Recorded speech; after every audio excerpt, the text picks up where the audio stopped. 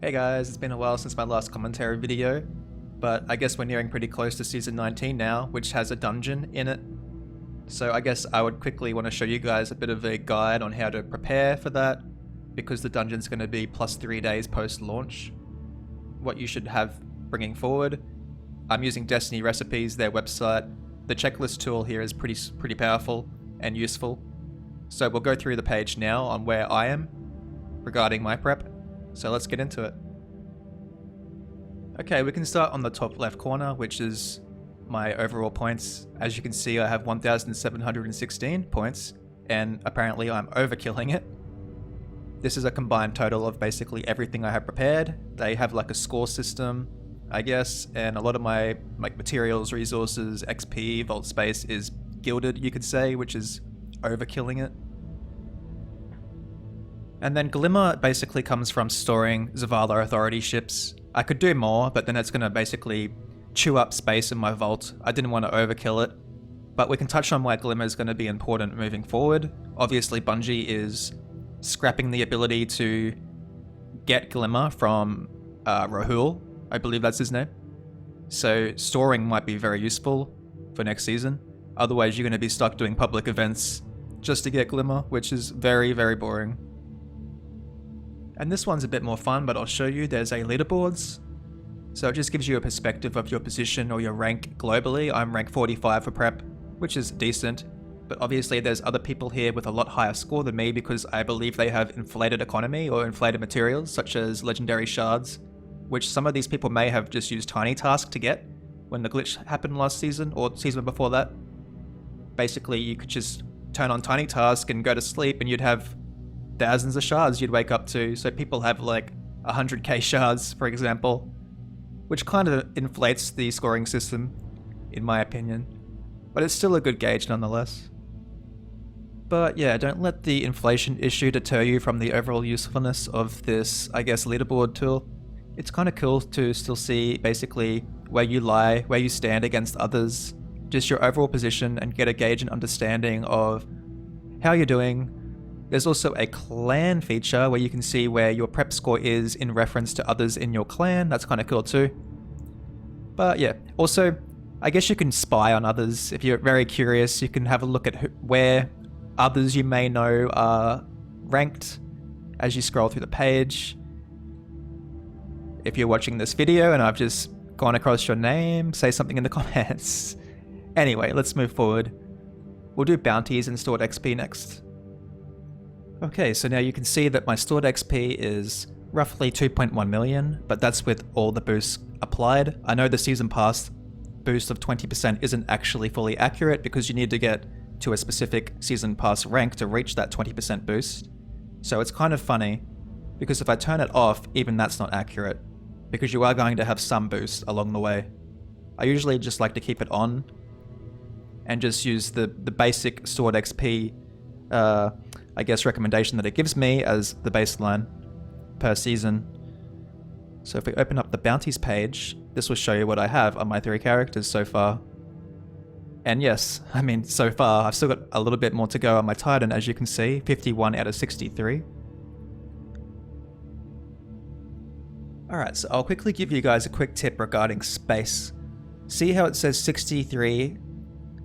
The possible limit you can have or hold on bounties or quests is 63. Try and reach the cap on your alternate characters, because you only need space on your primary character to pick up the starting quest next season. You can cap out on your alt characters. You only need to start the quest on your main character, so leave some spaces open on your main. For me, that's my Warlock. So I still have some bounties to go. Obviously on my Titan, I only have 51 out of 63. And 60 out of 63 on my Hunter. So I can actually squeeze out more XP if I just, I guess, min-max a bit further. But yeah, this wasn't an issue last season, or I mean this season. So just having the one character start the quest should be fine next season. So just to conclude, I guess, on the bounties, why is it necessary to prep all this? The dungeon is +3, so it would be nice to have access to the artifact mods, the more powerful ones, like meaning the last column, early. You can play around with them for a bit before the dungeon, get an understanding of what's powerful or not. There's also the argument of, well, I can just AFK macro in my sleep. Yes, you can, but 2 million XP is almost a 20-hour advantage ahead of the macro people who run AFK macros in their sleep. 1 day advantage is a lot if you just prep. So there's that argument. It's up to you. Obviously, prepping bounties isn't...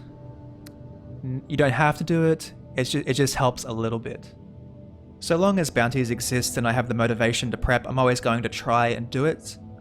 I like having an efficient mindset to a degree and feeling like I have a bit of a competitive edge or a head start. And I mean a competitive edge in the sense that having access to the artifact mods early gives you the chance to build craft, especially going into the dungeon. It may give you a bit of a head start or a build crafting strategy towards your solo flawless, for example. Just things like that. But that's basically all I wanted to touch on regarding the bounties. Let's move on. Alright, materials. I generally like to keep them around 5,000 plus. As you can see, all my materials are 5,000 plus. I try to keep them that way all the time. And they're generally just useful for trading within different vendors. So if you want to buy upgrade modules or you need more upgrade modules because you're infusing, with every new season there's a plus 10 pinnacle cap rise. So you'll be infusing a lot and needing to buy more upgrade modules usually. So having them here, or having this many, is usually pretty beneficial in my opinion. How many you want to prep or hold is up to you, but I just like 5,000. Alright, we're going down to the resources now. Basically, this is almost concluding the guide. Legendary shards. I know a lot of people actually struggle to have shards all the time, especially newer players. The only advice I can give is you've just got to play the game. Get them through natural means. I have about 31,000 at the moment. As for upgrade modules, you can actually store these in your Postmaster with the ghost perk called Modularity. So there's one for Nightfalls, Crucible, Gambit, and with Crucible and Gambit, if there's a chance if you win that game, you'll be rewarded an upgrade module if you have the ghost perk applied. You just have to be on top of that and apply the right one corresponding to the activity you're going to be playing. I think Gambit wins have a very high success rate of giving upgrade modules, but I know a lot of people don't like Gambit, so there's that. And then you've got Ascendant Shards. I have 40, which is the cap. This week is double Nightfall rewards, so this is a great week to be storing them. Enhancement Prisms, I'm at 200, which is the cap. Enhancement Cores, I have 2,000. And Spoils, I mean, these aren't going to be very useful until the next raid in March, but you can always start prepping them now. Through solo means or farming with the team, it's really up to you. And scrolling down to the last section is the stored Glimmer. You can buy Zavala's Authority through your collections page. I think it's season 2 or 3 if you go to the ships section, and you can just buy them and put them in your vault. I have 60 plus, which is 300,000 Glimmer, which will be enough for me personally to see me through next season, maybe even a bit longer. You can obviously store more than me, but as I said earlier, I still want to have the vault space as well. It sucks what they've done to the changes regarding buying Glimmer through Rahul and having to get Glimmer through public events in the future. That's going to suck a lot. So this is basically my last, I guess, safety net before I have to do public events. But yeah, store some Glimmer, I would recommend it. Just to give you guys a visualization of my account and my consumables page, this is where I'm at. I have about 600 raid banners, which is pretty high, but I like keeping them pretty high because I use a lot, especially when I do solo challenges and things like that. I'm usually always the person that rallies the banner in fire teams as well. Also with Matterweave, I had around 300 of these at one point, but I've made a habit recently of consuming them as much as possible. And this has bumped me well over 2,000 again with my cores, which is nice. I wanted to show you one more tip regarding what's in my Postmaster, and we'll go to that now. Alright, as you guys can see, I have exotic engrams stored in my Postmaster. I'm sure a lot of you guys have heard this trick before, but when a new exotic is released per season, and the only way you can get them usually is to do the lost sectors, there's actually a trick in which, if, for example, if the new exotic is boots, and the lost sector that day is boots, you can actually pop your exotic engrams that are in your postmaster, and you can actually be rewarded the new exotic boots for that season. So this is a workaround that people do.